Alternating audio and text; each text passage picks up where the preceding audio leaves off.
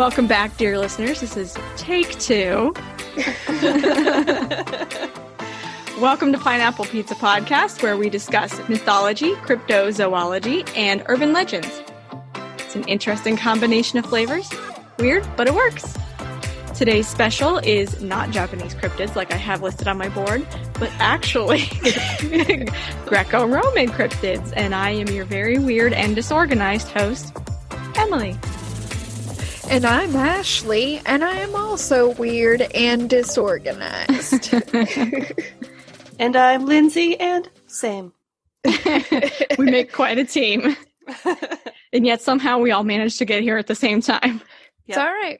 We're kind of killing it, except for the clap thing, which I can't get right. I don't think any of us can get that right. So today I am doing Greco-Roman cryptids. So my sources for my first story are eekwe.org.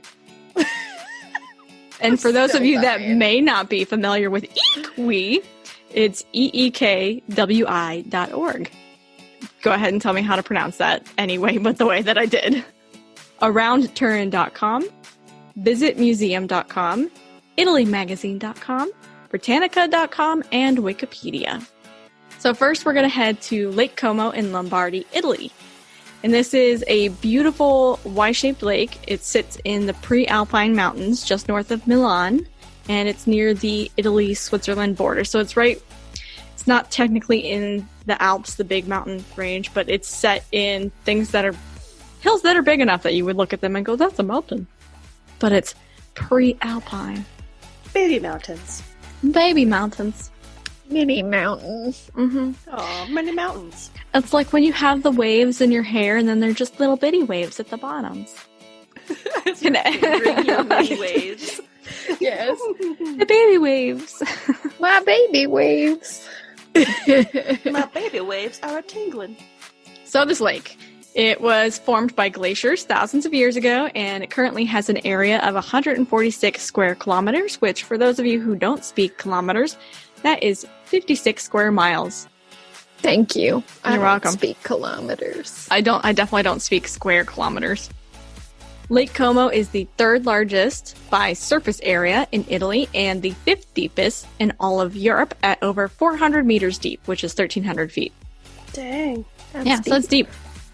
So just for comparison, it is approximately the same depth as Lake Superior, which is the deepest of the Great Lakes in North America, and twice the depth of the famous Loch Ness in Scotland. That gives you an idea. Fact. During the 20th century, the lake gained a bit of a reputation as home to a lake monster that is reminiscent of Nessie. Big surprise, all lake monsters are. But there are conflicting reports of when the first sighting occurred. Several sites stated that on November 18th of 1946, two hunters were wandering around by the north shore of the lake. Lake Como. Clarification. Just gotta make sure it's clear.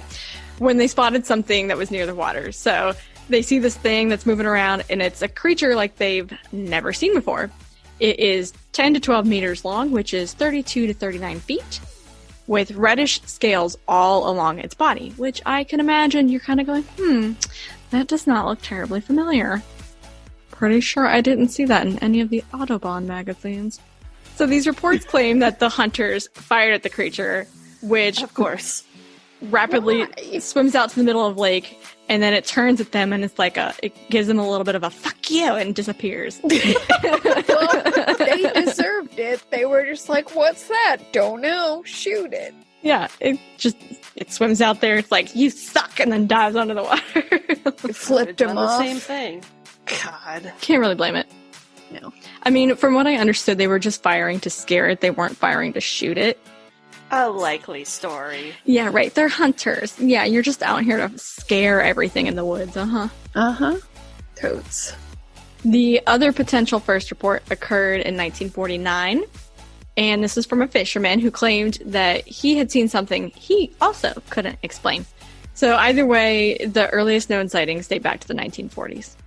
From what I understand about the fisherman, The only details I could find was, hey, there was this fisherman in 1949. He saw something. He can't explain it. The end. Thanks for the deets, guys. It really helps clear it up. That's not how you tell a story. You're doing it wrong.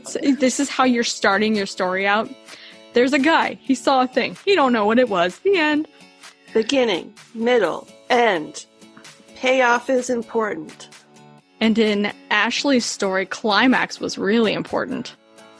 I was throwing a double entendre in there for you. I know. I had saw lots that of eyebrow. climaxes. How you doing? I was going to say his foot wasn't the only thing that was swollen. I regret nothing. Oh, I don't know how do I segue to my next thing. Well, I can give you a nickname. Okay.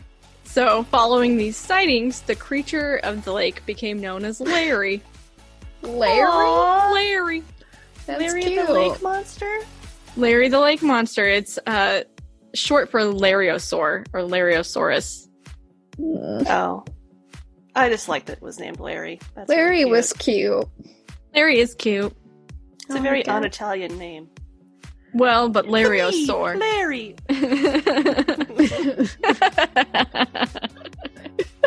That's exactly what he sounds like. It's me! My name is Larry. I like to swim in the water.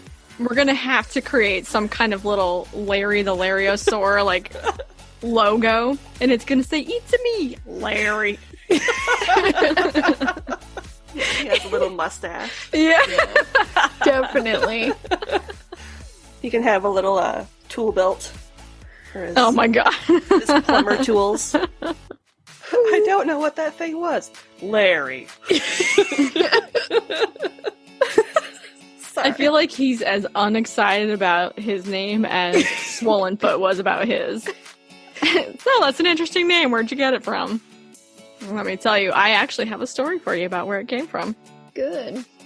So Larry acquired its name thanks to a fossil that was found near the lake in 1830s. The fossil was of a Lariosaurus balsami. I know you all... Balsamic? No, I actually think it was named after the guy that found it. Like his last name was Balsam or something. Awesome. Balsam. I can't remember. There was a story behind Larry it. Ballsack. Everybody That was was his irritated. Yeah. It all comes back to the family rules here at Pineapple Pizza. So I'm sure you guys both know what a Lariosaurus balsami is, right? No. I know you're very familiar with these guys. I'm thinking it looks kind of like a fish lizard. That's actually fairly accurate. It's an aquatic, generally marine reptile that lived during the Triassic period. So that's before the first dinosaurs even walked the land, when the region was entirely underwater. Ooh. Way back when. Well, I don't know. Everything underwater is pretty mean. I'd rather be on land. I got some shit I can hide behind back here, man. They find you everywhere there. Yeah, open water terrifies me, so. To me, it's just a giant toilet bowl. I don't want to go swim where something poops. I live by Lake Erie. I live by a giant poop bowl. I'll take land. Thank you for listening, marine biologists. Have a good day. See, on land, when the poop comes out, it just drops and it stays there. It doesn't go floating by your face 10 minutes later. Oh, hey! Is that a candy bar? So, okay. The fossil of the ancient animal, the fossil was small. It was pretty small. It only measured at about 50 centimeters, which is about 20 inches. Does that make sense? Yeah, it's about right. Yeah. And it had a tiny head, long neck, and paddle-like front appendages. No swollen feet, though. Okay. So let's get back to Larry. There were 2 more sightings in the 1950s. The first was in 1954, when Larry was spotted by a father and son who claimed to have seen a small creature that's only about 80 centimeters long. That's a really big difference from the 10 to 12 meters that the fishermen saw. Or not the fishermen, the hunters. And this thing had webbed feet and a rounded snout, and they reported seeing it swimming in the water. So some have speculated that this might have been like a really rare otter But I thought, okay, well, let's go look that up. I could not find any reports of otters around this lake. Nothing. But that doesn't mean that they're not there. It just means that I couldn't find them. Well, that'd be a really big otter. 80 centimeters long? It's not.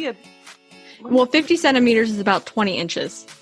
Oh, I thought you said 80, like, inches. Sorry. No, centimeters. Not super big.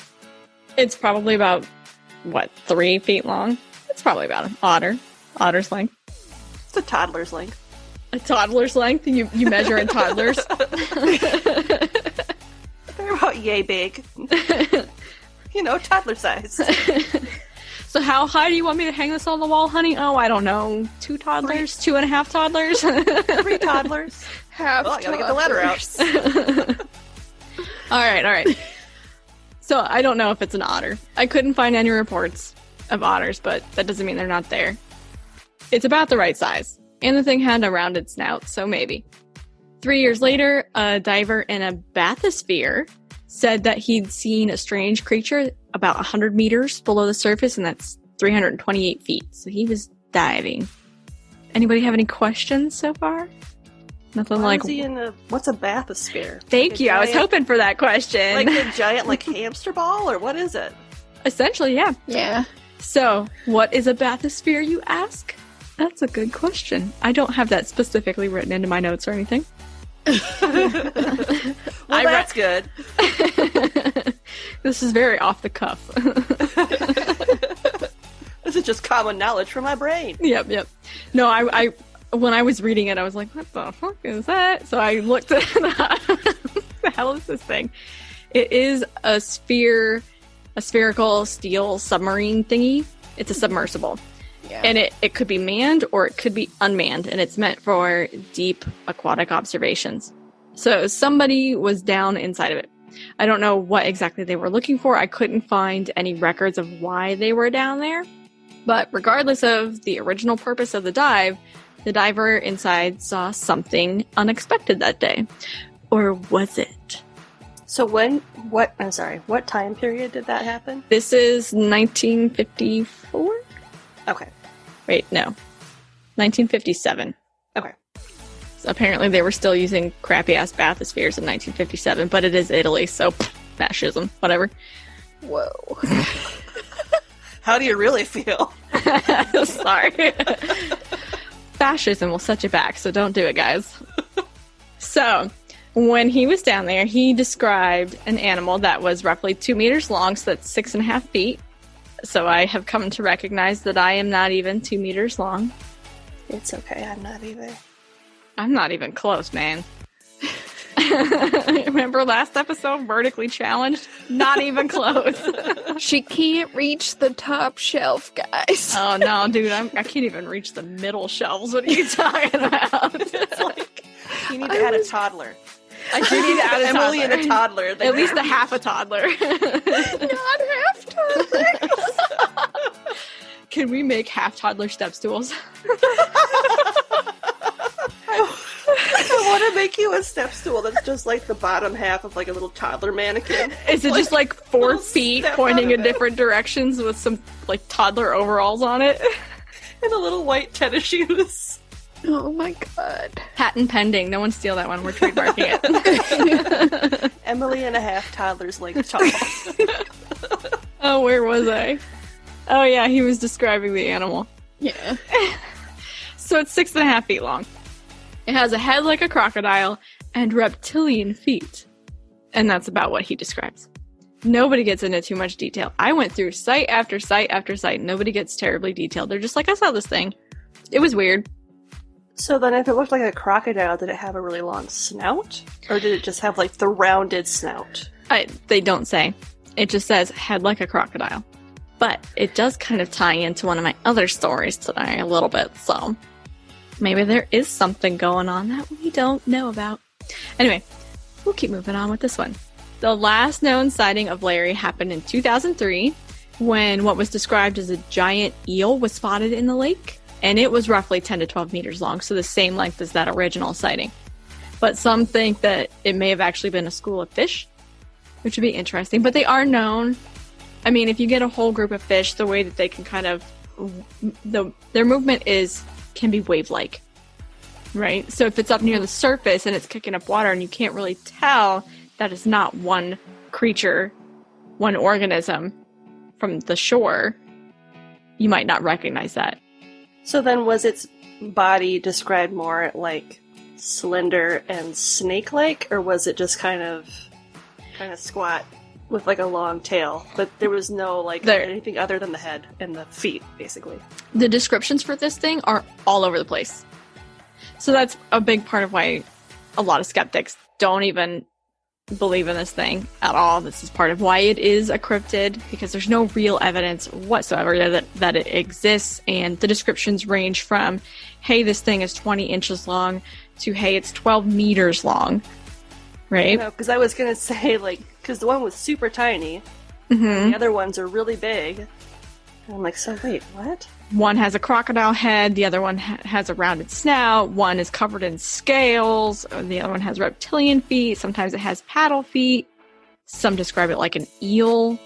It's all over the place, so don't know. It's kind of like the platypus. Could you imagine describing a platypus way back when, before you actually saw what it looked like? Mm-hmm. They think that you were taking cocaine. Like Sigmund Freud. I have discovered the platypus. Oh my god. That voice. Yes. I must write a book about it, and how it has sex. You see, the duck meets the beaver. Here's the thing. I'm over here ducks have a corkscrew penis, though. So how would that work? I literally just had that conversation with Maddie earlier today, because we answered the question, would you rather fight 10 duck-sized horses or one horse-sized duck? I was like, the idea of fighting a horse-sized duck is horrifying, because you'd have a giant corkscrew penis, potentially being used as a weapon against you. And she was like, oh my god, I forgot about that. And I was like, no, you can punt little horses around very easily, but I do not want to have to deal with a giant corkscrew penis. I'm sorry. I'm just picturing you kicking a little tiny horse and just sending it flying. Me! Get out of here, tiny horse! And I just say that nature came up with some pretty messed up penises, because cats have messed up penises. They're barbed. Yeah. It's like that medieval weapon that has all the spikes on it. They're barbed. And then dragonflies, they have prehensile penises. They can kind of like a monkey tail. But like a forked monkey tail, because the one hooks up in and it holds her so that she can't get away while he's like. I picture he's using one of his little legs to twirl his tiny little dragonfly mustache while he's doing it. Everything has a mustache. And then he ties her to a railroad track later. Dudley Do-Right comes along to save the day. On a moose. On a moose. Because there has But is it a moose. duck-sized moose? Oh my god! The tiniest moose! This got weird. Alright, back to Larry the weird creature. Back to Larry, okay. So we had our last sighting in 2003. Obviously, there are quite a few skeptics for reasons that we discussed. And it's really not surprising, like I said, that the descriptions vary wildly from one to the next. And the sightings didn't begin until the 1940s, even though this area has been inhabited throughout the history of Italy. It's a nice area. It's a good place for people to go live, and they have lived there for a long-ass time. If you want the specific dates, lovely. Google it, because I don't have those for you. Google it. All we have are Not doing facts, all the work for you. facts you don't want about penis. That's what we bring to this table. And along aren't with you your grateful? pizza. And family jewels. Mm-hmm. And that familiar flavor. Pizza with a side of penis facts. Yeah. So, believers say that this thing is a leftover from the Triassic period, which is what they say, for Loch Ness and other of the creatures of this type around the world. They believe that As the water receded, the Lariosaurus were trapped, and over time they evolved in the environment of the lake, which is entirely possible. I mean, we find all the time as biologists that we don't know what we think we know about what has survived to this day and what has gone extinct or what has evolved. I mean, the coelacanth. Do you guys know what the coelacanth is? I don't. So the coelacanth is known as a living fossil because it was thought to be extinct millions and millions of years ago. It's a fish that lives off the coast of Madagascar. Deep sea fish. Thought to be extinct for millions and millions of years until in the early 1900s, they found them. And it is essentially unchanged across those millions of years. But it's still alive, so it's a living fossil. So we do see this happen from time to time. Things that we think were extinct are not. We just don't know enough about them. Our world is too big. So it's entirely possible that there was something that stuck around. I don't think that's the case here, though. Yeah. Why are the descriptions so different if it's real? The descriptions from the very first with red scales are nothing like anything else. So I'm guessing that water is some nasty ass water and they just can't see what they think they're seeing. Like they don't have a clear view through that water. I just googled a picture of it. Of the coelacanth? Mm-hmm. It's an ugly dude. It is so ugly. It is. It does look like a living fossil, doesn't it? It does. It's gross. It looks like a dinosaur fish, but they're really cool. Yeah. And it's been it's not nearly as cute as that 400-year-old shark that was going around with like the 0 teeth in its mouth. The one from off the coast of Greenland? Yeah. They can live to be several hundred years old. Yeah, they're crazy. She was really cute. She was just like, I'm just old and got no teeth, and I'm just floating around here. Grandma shark doo doo doo doo doo doo. Lost my teeth doo doo doo doo doo doo. Ashley's like, I don't know this song. No, I do. I just googled Lake Como to see what the water looks like. I know that now there's been a lot of industrialization around the lake, which may have occurred. That makes sense. If there's a lot of industrialization, if there's quite a good amount of industrialization occurring around the water and it's dumping into it, the 1940s would have been a prime time for industrialization to kick up and peak. Middle of a war. What are you gonna be doing? Pumping shit out. Gonna make some dirty water. 1950s? Probably still pretty gross. Makes it hard to see. Either way. You're not wrong. Either way, it's a really popular cryptid in the region. It's inspired at least 2 books. They're both in Italian, so I can't say the names. Other than that they have Lariosaurus or Lariosauro in the name. Like, at all. I can't even try. I tried. It was bad. I just, like, no, it's not going to happen. You were just like, it's me, Larry! Yeah. It doesn't look like that to Americans. To Italians, that's what they read, but the rest of us were like, But I can give you when they were published and the author, in case you want to go look them up and learn some more about Larry. So the first one was published in 2000 by Giovanni Galli. And the other came out... Strong Italian name. It is a very strong Italian name. And the other one came out in 2012 by Emanuele Pagani. Both very Italian. So that is Larry, the Lariosaurus of Lake Como, Italy. Hi, friends! Hi! Welcome to They're Terrified and Tipsy.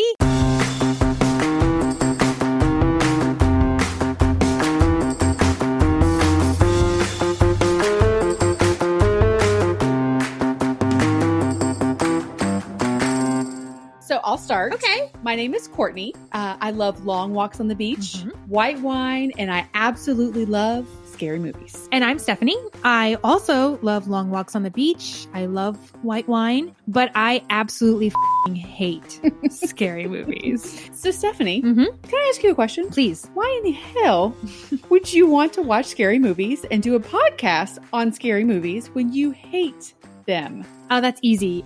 Because you forced me. That's true. But you know what? There's wine. Yeah, so I'm basically only here for the wine. Lots and lots of wine. We're gonna need it. Well, since we have very different feelings about scary movies, we decided to share our emotional struggles with you all. Yeah, so grab a glass of wine, your favorite couch blanket, and get comfy and enjoy the ride with us. Also, you can find They're Terrified and Tipsy on Instagram and Twitter, plus all the podcast platforms. For links, head over to tipsypod.com. Cheers!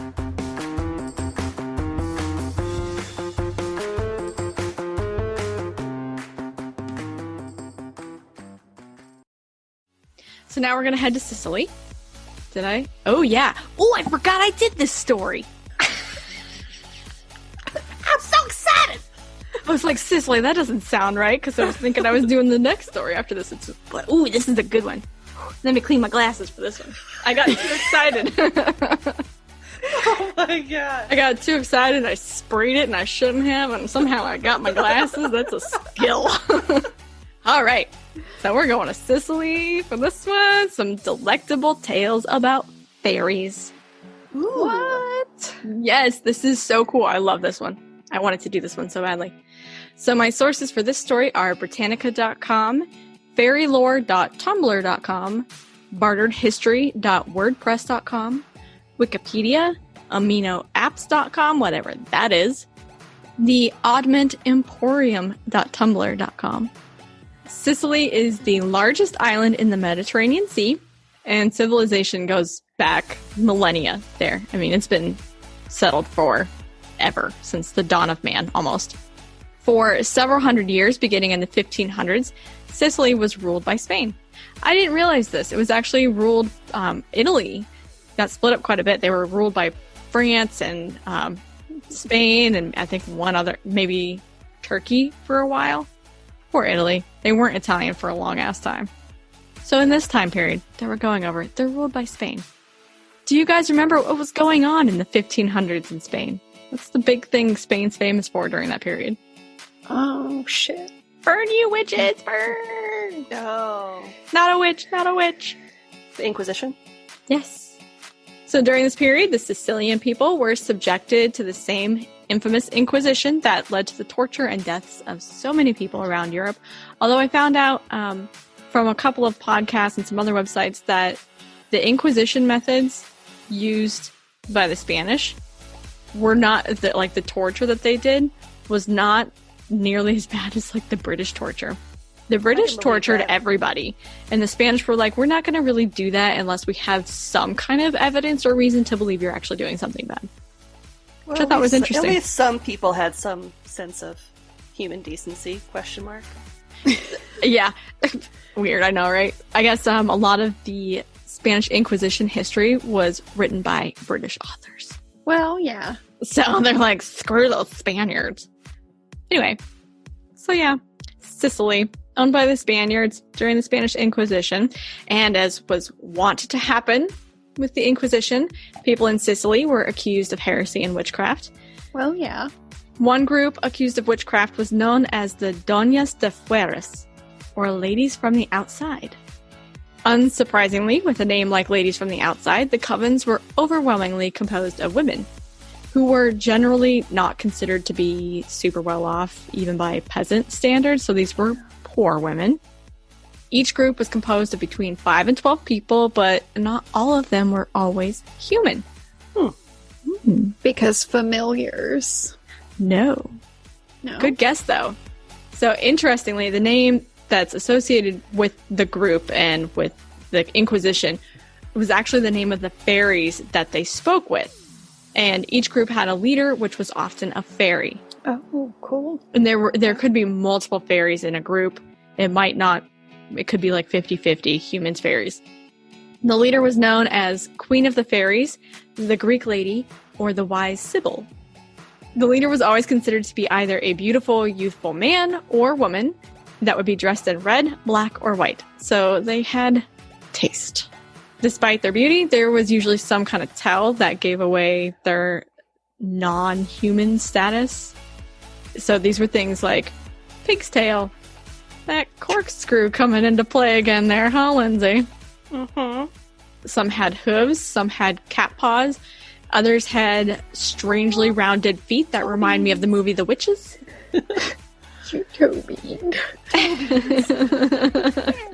Yeah, but on something that looks like a human. That would be a little weird. Somebody comes up to pet your face, and they're like, just imagine. Toby. I'm pretty sure they wouldn't appreciate that. You're out of the coven. Sorry, look at it. Look at the Toby. It's so cute.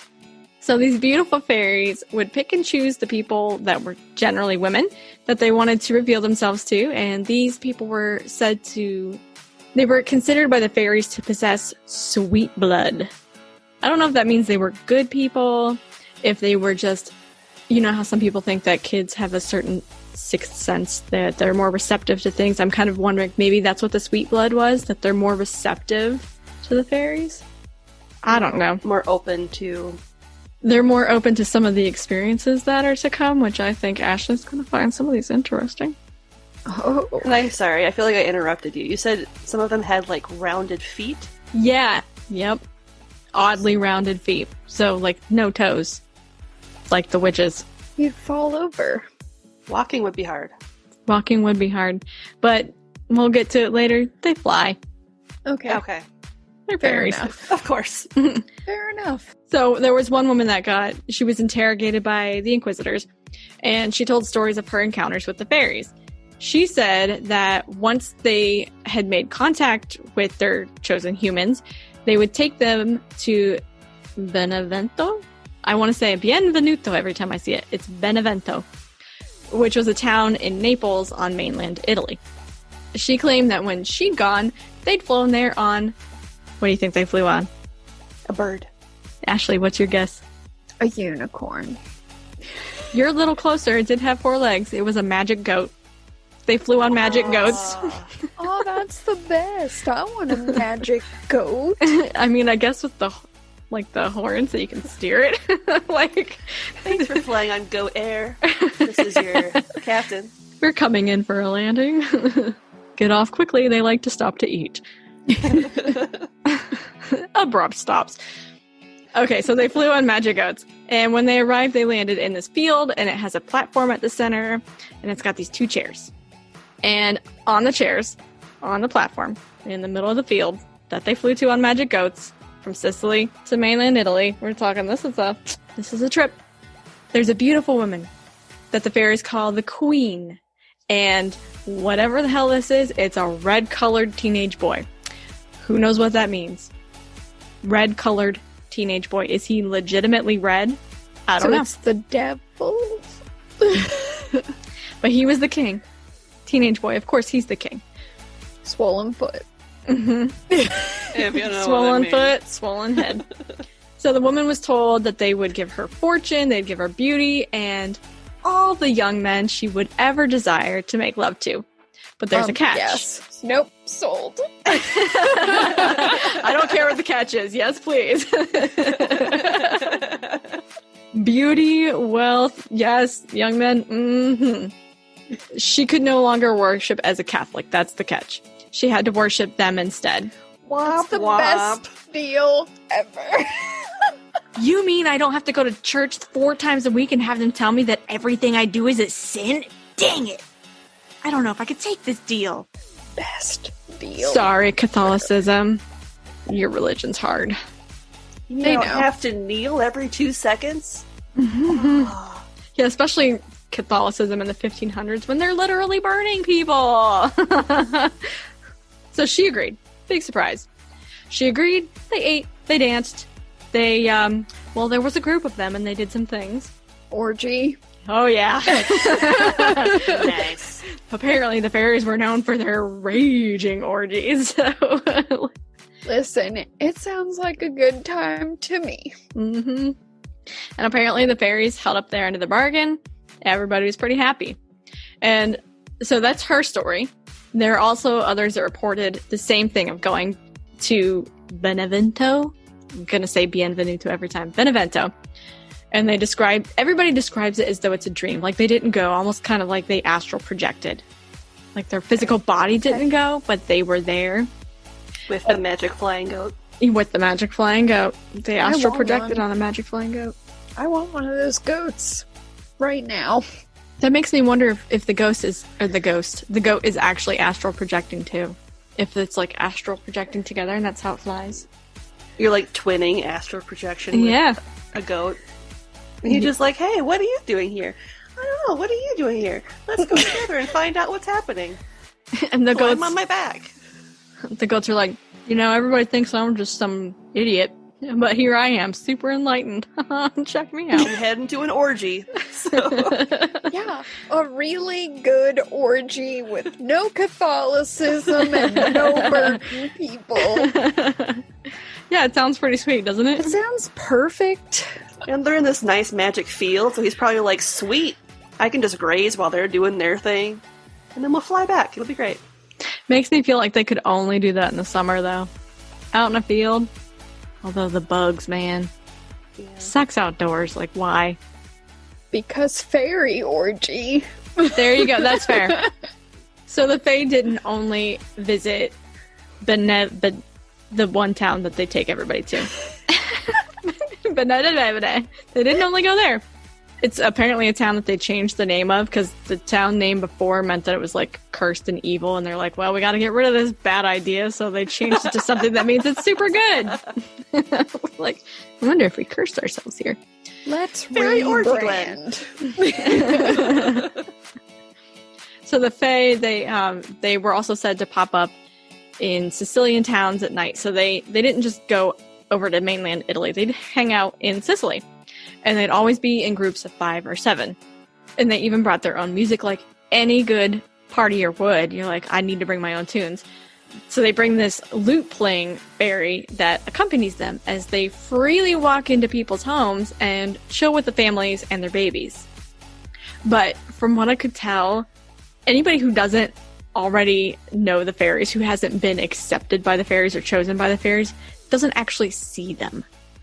If the fairies haven't revealed themselves, you've got this whole group of people partying in your house and you don't even know it. Okay. And they're picking up your kid and they're like, hey, look at that cutie. Nobody knows. Your baby's just floating in the air. And that's when people are like, hey, it's a witch! Superhuman abilities! So, one of these people that has a house that hasn't had the Fae revealed to him, he's chilling in his house and he's playing some music. He's just jamming out. And as he's jamming out and this fairy comes up behind him, he's like, yeah, that's a cool tune. Gets in too close to listen, and the guy just, like, nails him in the face. Nails the Fae right in the face, and the Fae's like, I don't like you anymore. So, I don't care how good your music is, that's not cool. So, he kind of gives this guy a curse, and the guy develops a painful cramp. So, although the fairies were generally considered to be really benevolent and generous, almost all the stories are that these guys were really nice, and they were helpful, and they were kind, and they were good beings, but they're Fae, so they can be quite fickle. Like, the covens were sworn to do no harm, but, you get pissed off a fairy, you're taking your chances. They could be pretty easily offended. If anybody was going to speak about Christianity around them, that really pisses them off. But I can't really blame them for that one. Because Christianity either says, hey, those are just remnants of paganism that haven't been thoroughly wiped out. Or they're devil work. Yeah. I think I'd be insulting. Yeah, I'd be offended by that too. You know what? Fuck you, Christianity. Alright, if you happen to run afoul of an angry Fae, there are some things that you can do to kind of smooth things over and get rid of the bad juju. People could go visit the local wise woman or medicine woman. And she was often one of these donas also. So she's somebody who was chosen by the Fae. And so a person could go hire her to come throw a dinner party for the fairies in their home while they slept. So the person who's affected hires her. They say, come back to my house, throw a party with my food, whatever. I'll just chill in here. Let me know when you're all done. But apparently that really worked. They were pretty fond of it. So that was a pretty common thing. And from what I could tell, whenever they'd get mad, nothing that they did was too awful. But to be fair, my research was limited. It did appear that Sicilians looked on them really favorably. They liked these Fae. They didn't have any kind of fear of them. So that really kind of leads me to the conclusion that they're not cruel. There are just a few final things about the Donas de Fueras. They're shapeshifters. Most of them take the forms of cats, but some could also take the forms of an Adon. You want to know what an Adon is? Yes. I can't tell you because nobody else knows either. Literally. I looked it up and everybody's like, I don't know. That wasn't written down anywhere. No, nobody could figure it out. I saw that the Adons could kill, but I didn't see that there were any reports of the fairies killing anybody. So they had the ability to do it, but they didn't actually do it. Funny little fact, if you can say it's a fact about a fairy, I don't know. These fairies kept a really strict schedule. They held meetings. They held meeting on specific nights. Every Tuesday, Thursday, and Saturday in the woods. So all of this information was given really freely to the inquisitors, which they were really surprised about. They talked to many people in Sicily. There were 65 people that were put on trial. 8 of them were men. But they all really freely gave this information because the Sicilians were like, we're not afraid of this. We've got the Fae backing us up. There's nothing bad going on here. It's not really witchcraft the way you're calling it witchcraft. So they were tried for sorcery or witchcraft. None of them were ever burned. Not one. Since the Donas never mentioned meeting the devil or doing anything that the inquisitors considered devil worship, they just kind of brushed them off. They were like, these guys are weird, and I guess we should call them witches, but they're not bad. So some of them got jailed for a bit. If they ended up getting jailed again, like they were repeat offenders, they might get exiled. Some were let go without ever being charged. Others were basically just like given a slap on the wrist and said, stop being heretical. And they were like, oh, okay. So that's the Donas de Fueras. Those are the fairies of Sicily, which I thought they were pretty freaking cool.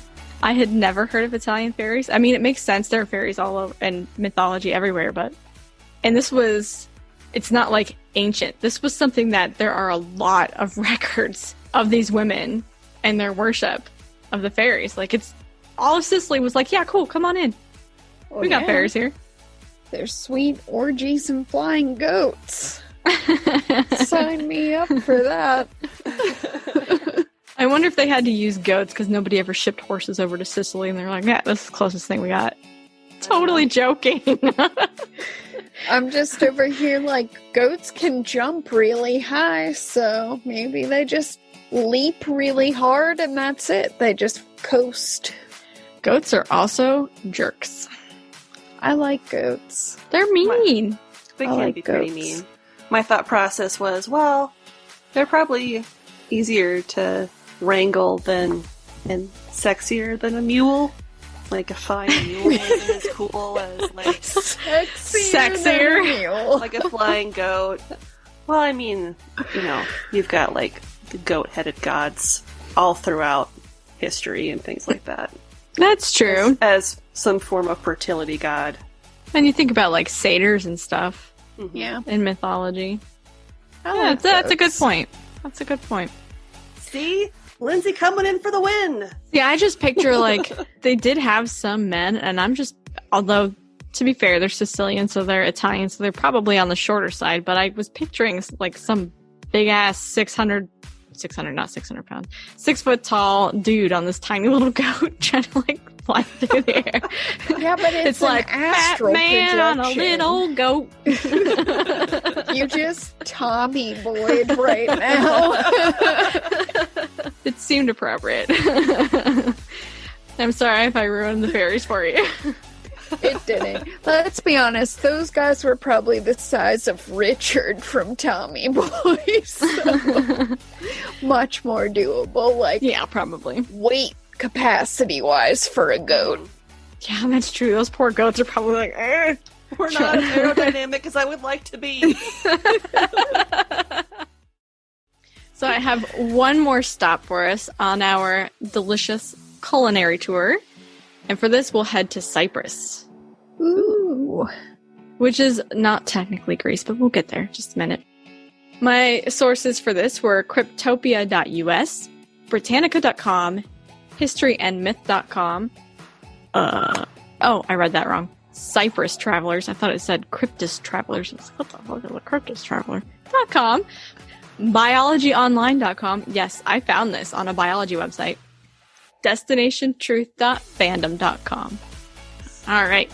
So although the island of Cyprus, it's its own republic in the Mediterranean, it is not a Greek island. Really, from what I could tell, it never technically has been a Greek island, but it does have a lot of shared history, language, and culture with Greece. A lot of Grecians settled Cyprus. So I lumped it in. I was like, that's good enough. It's close enough. So I'm sorry, Cyprus. I know that you're not part of Greece, and I'm just making it clear. I know that you know that I know. We're not part of Greece. Now everybody knows that we know something, but what it is, nobody knows. The creature reported to make its home in the underwater caves off the coast of the resort town Ayia Napa in Cape Greco may be part ancient myth and part urban legend. So this kind of ties everything together for this little series. It's a little bit of everything. Hey, it's our supreme pizza. A little bit of everything. This is the supreme slice for you. The Ayia Napa sea monster is known locally as Filikos Teras, which means the friendly monster, because there are no reports of it ever having harmed anyone. Though there are some reports of it causing property damage to fishing nets. It'll get caught in them and it'll tear them, but it's not like it's intentionally damaging anything. Of course, because it's an aquatic cryptid, it's also been known as the Cyprus Loch Ness because we have to, anglicize everything. Mm-hmm. That's what we do. We do that. Descriptions of the creature vary, a lot like poor Larry. Larry varied. And this is very Larry. It's me! It's Cyprus! Some have reported that it has multiple heads and limbs, much like Cilla from ancient Greek mythology. Yeah. Others, particularly fishermen, have said that it looks more like a plesiosaur or Nessie.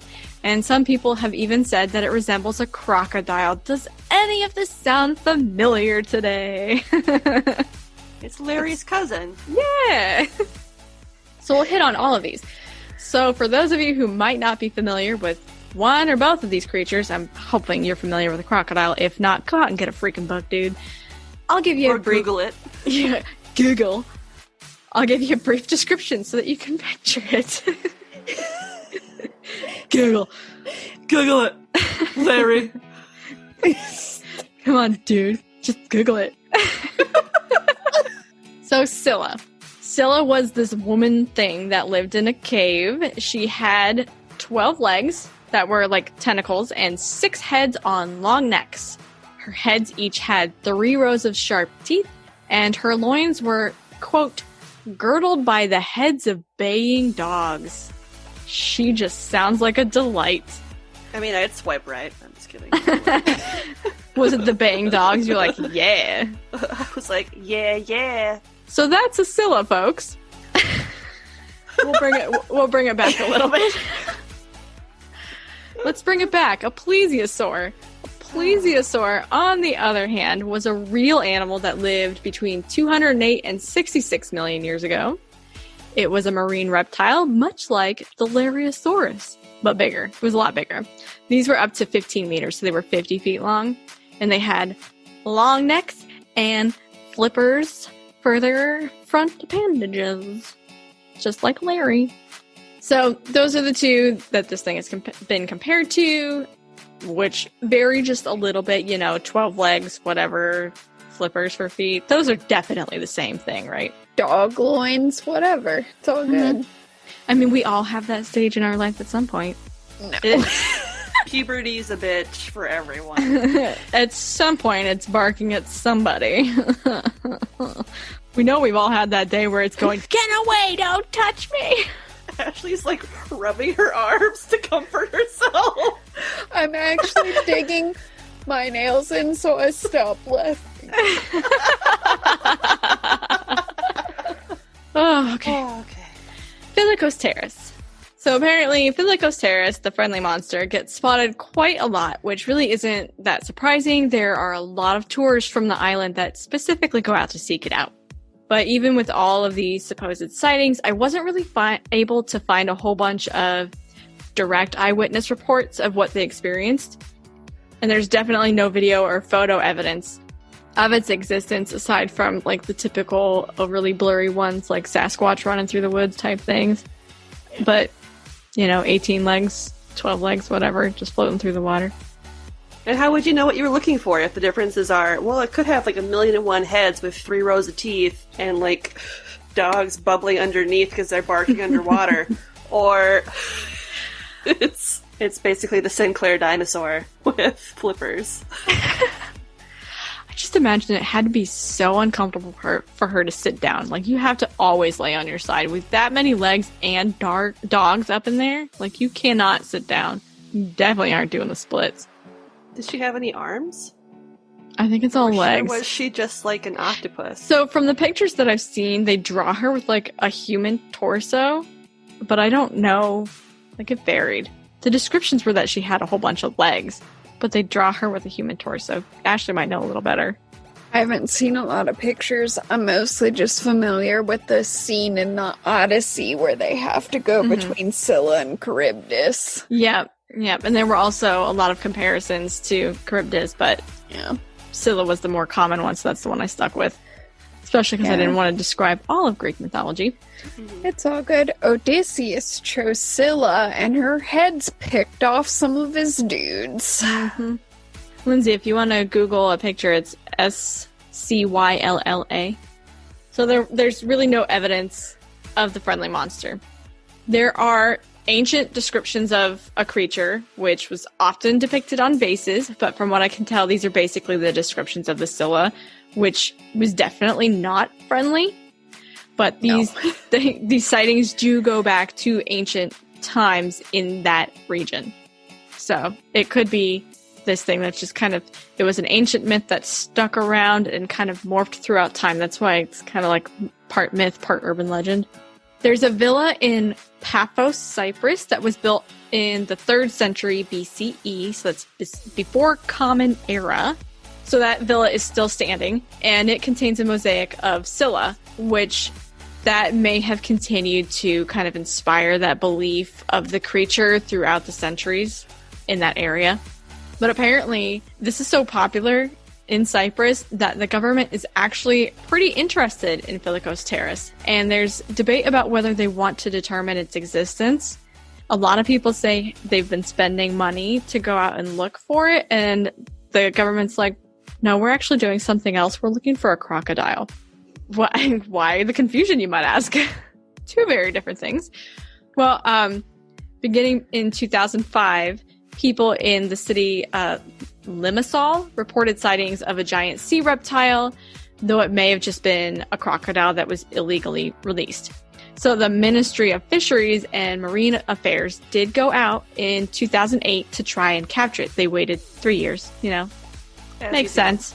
But I guess the sightings started in 2005, but they went on for quite a while, and the government's finally like, guess we should actually do something here.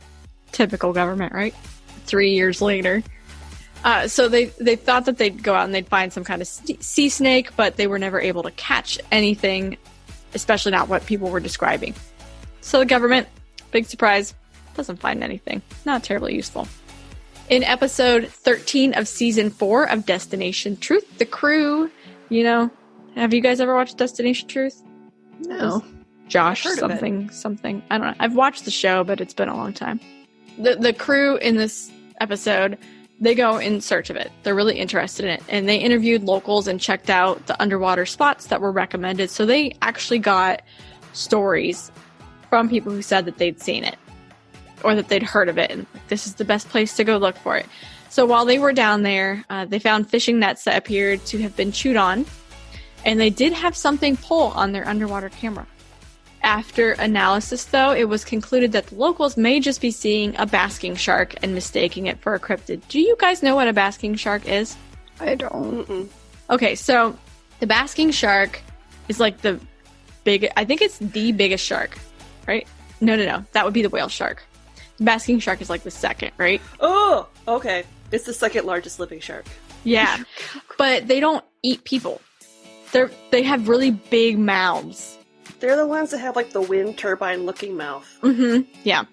So I think it's really unlikely that people were confusing this with something that looks like a Plesiosaur or like Cilla with 12 legs. They're really big. They're huge. They're plankton-eating sharks. They look like sharks. And considering that it's spotted by locals who live near the water their entire freaking lives and literally make their professions on the water, I think they'd be able to identify a shark that's common in their area. I would think so.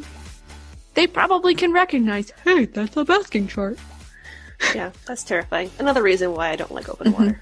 So, again, we have descriptions that vary depending on who you're talking to, and they're pretty wild, a lot like poor Larry.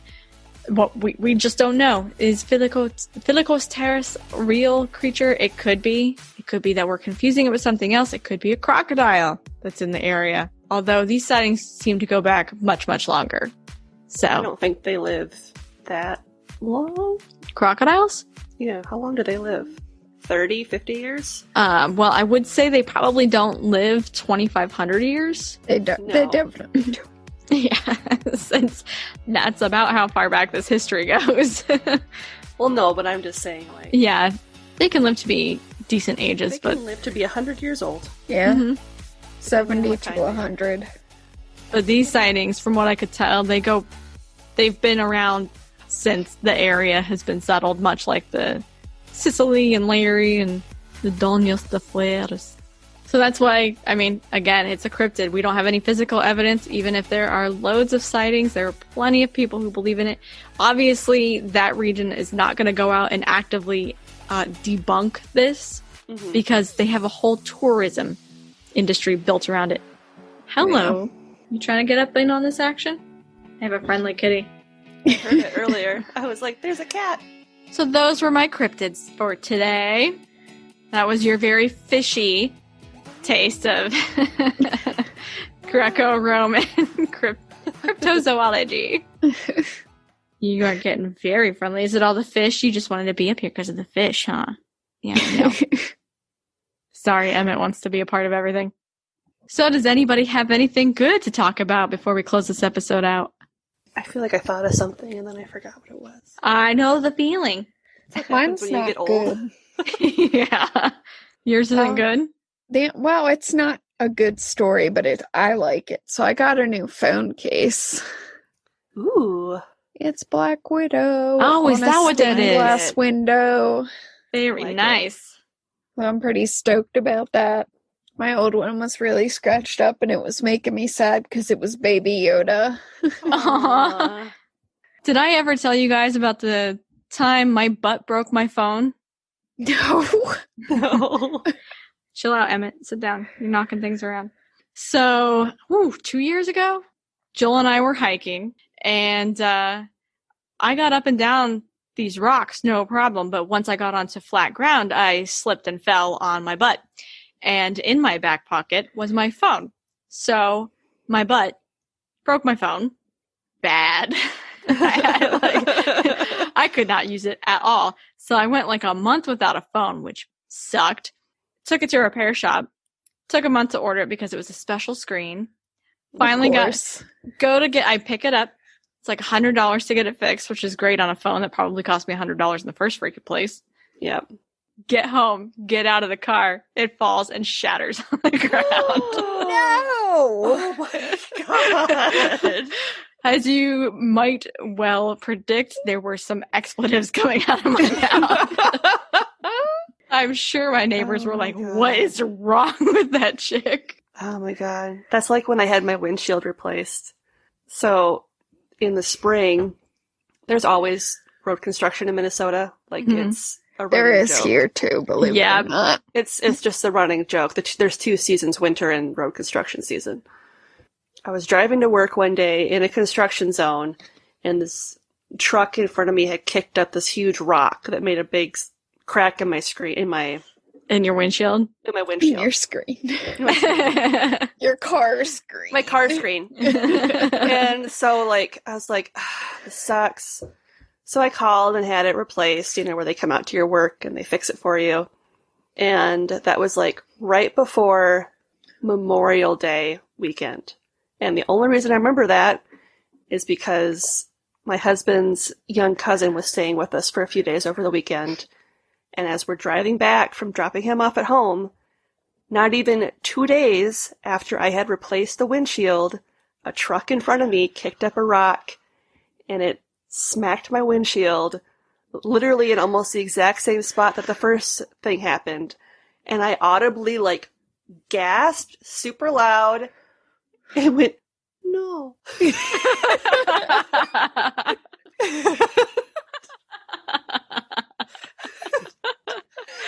That is such a you. I know. So I was just like, oh, no. Thomas, he like saw it happen and he like turned to me real slow and he put his like hand on my leg and he's like, I'm really sorry. Aww. I was like, well, what am I going to do? I can't call them and be like, hey, fun fact. You know, I know you just replaced my windshield, but can you come replace it again? Because they only let you do it like twice a year. So I still haven't replaced it. I have to do it again. Aww. Sucks when that happens. I'm not laughing at your misfortune. I just keep hearing you go, no. Oh. And it's funny because the kids, they were sitting in the back and they thought I had like hit an animal or something from the way that I gasped really loud. And I was like, no, I just got a chip in my windshield. They think you hit an animal, but they're not like, hey, where was that large impact that I should have been expecting from hitting an animal? Yeah. Kids. Well, they're kids. They don't Yeah. care. Speaking of kids, I have a funny kid story for you. Does it involve poop in the bathtub? Not this time. Did I tell you that one already? I was going to make a comment earlier when you said I don't like swimming in water that has poop in it. I was looking like the bathtub. I forgot I told you guys that. Yeah, you did. You told us that when you boy. were talking about how he learned how to like capture his fart bubbles. Oh, yeah. Being a mom of boys is interesting. No, this one's funny, but it's not gross. I don't have too many of those, so I appreciate them to the fullest when I do. Yep. Very often, when speaking to the boys or to Joel, I don't get a response. And it drives me up a wall. So I've taken to sarcastically saying, good talk, and then walking away. Because I just get so irritated. So the other day, I can't remember which one of them was saying it to me, but one of the boys had asked me a question, and I was genuinely pondering my response. And they go, good talk, and walked out of the room. I was like, you salty little butthead. Like, all right, thank you for listening. Pineapple Pizza Podcast. It's sweet and definitely cheesy. Not everyone understands our awesomeness, but we're sure glad that you do. If you're enjoying the show and you'd like to help support us, check out our TeePublic shop for some amazingly fun and funny merch. Or if you want to do a one-time donation, you can do that on buymeacoffee.com and buy us a fresh slice, because we can never get enough. Of basically anything, if we're being honest. If you absolutely love the show and you want to check out some fantastic bonus content, you can become a donor on Patreon and earn all kinds of amazing benefits. We have 3 tiers to accommodate almost any budget. The $3 Mythbuster, $7 Cryptid Hunter, and $15 Storyteller. Become a patron today and start enjoying all the perks and extra content right away.